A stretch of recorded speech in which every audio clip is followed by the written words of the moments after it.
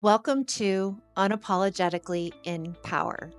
I'm Jennifer Damascus, and this is the space where we talk about identity, power, and what it actually takes to live and lead without performing for approval. Think of this as a room you step into once a week to take that armor off, a place where we name the patterns we've been praised for and gently question whether they're still serving us.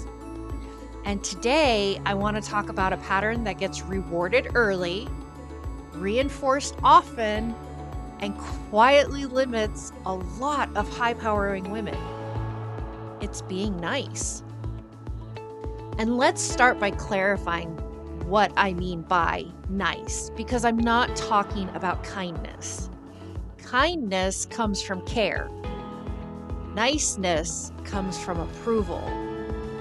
So being nice often sounds like, I don't want to upset anyone, or it's not a big deal, or I'll just go along with it. I don't want to seem difficult. I don't want to rock the boat. For many women, niceness becomes a social skill long before it becomes a personality trait. You learn early that being agreeable keeps things smooth, that being pleasant makes you easier to like, that being accommodating reduces conflict, and it works. You become dependable, likable, easy to work with, emotionally attuned. You're praised for being thoughtful, flexible, mature. But over time, that same pattern can start to shrink your voice. Here's where niceness quietly starts to cost you. You say yes when you mean no. You soften your opinions before they're even spoken. You over-explain so you won't be misunderstood. You absorb discomfort so others do not have to feel it. And slowly, without any dramatic moment, you begin editing yourself out of your own life. Not loudly, not rebelliously, just reasonably. I mean, you become easy to work with, but harder to know. You keep the peace, but you lose your edge. I mean, you stay agreeable and start to feel invisible. And over time, that tension turns into resentment. Not because you're unkind, but because you've been disappearing in small, socially acceptable ways. And for many women, being nice is not a personality trait. It's conditioning. You may have learned early that expressing anger created distance. Disagreement led to tension. Your needs were inconvenient. Approval was conditional. So your nervous system adapted. You learned that harmony meant safety. That smoothing things over kept connection intact. That being agreeable was protective. That is not weakness. It's adaptation. And it's especially common in high-performing women who learn to succeed by being perceptive, emotionally intelligent, and socially aware. So let's ground this in research for a moment. From a nervous system perspective, what we often call people-pleasing aligns with what stress researchers describe as fawn response. It's a survival strategy alongside fight, flight, and freeze. When your system associates disagreement or boundary setting with threat, it learns to preserve safety through appeasement. In other words, your body learns that connection comes before authenticity. Research on stress and regulation, including work by Bruce McEwen on allostatic load, shows that prolonged exposure to relational or emotional threat keeps the nervous system in a state of heightened monitoring. And in that state, smoothing, accommodating, and self-editing become automatic.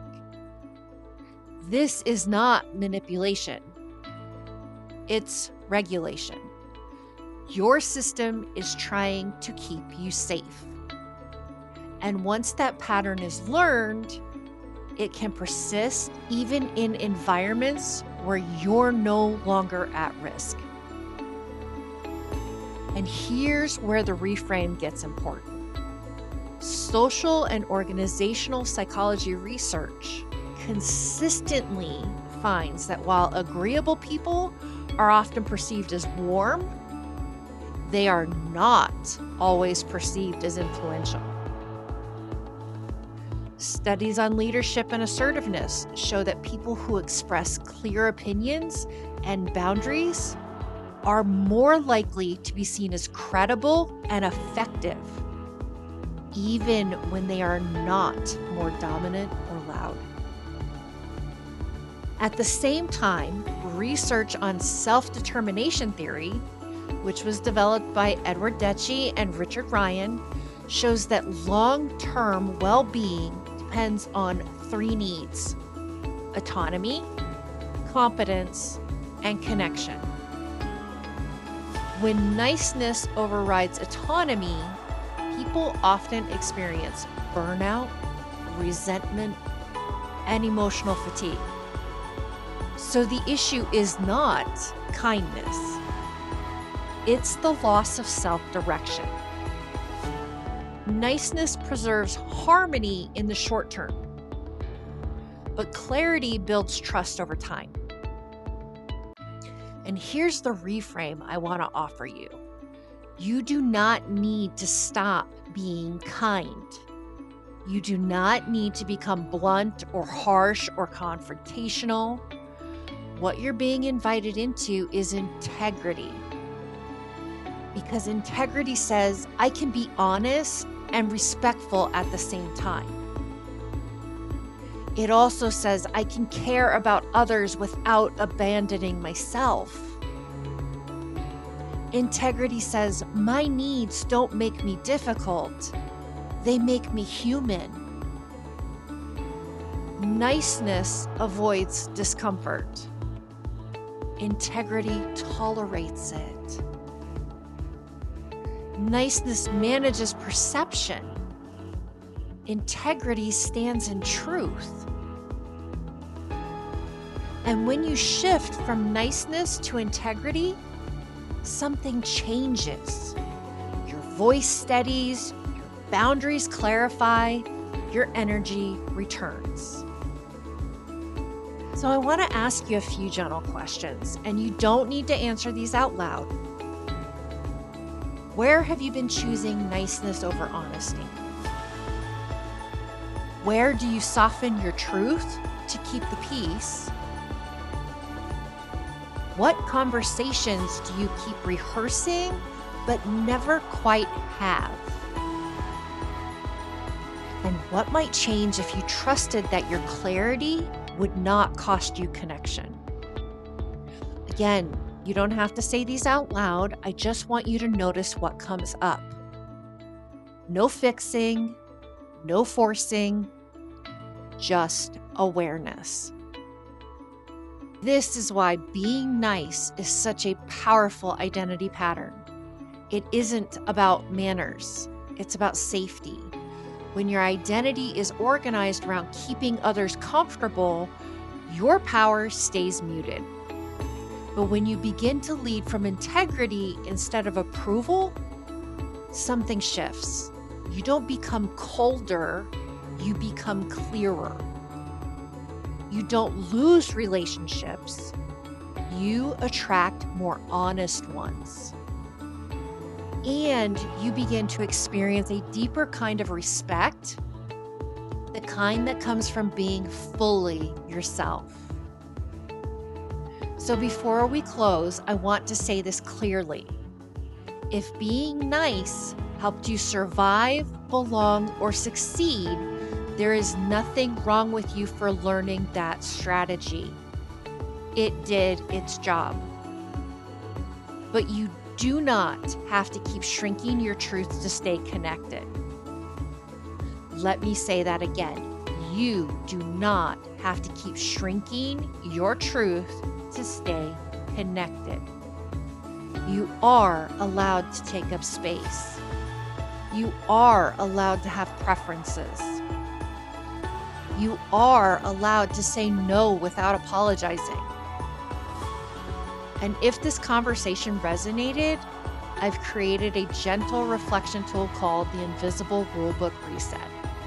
It helps you uncover the quiet rules you've been living by and decide which ones you're ready to release.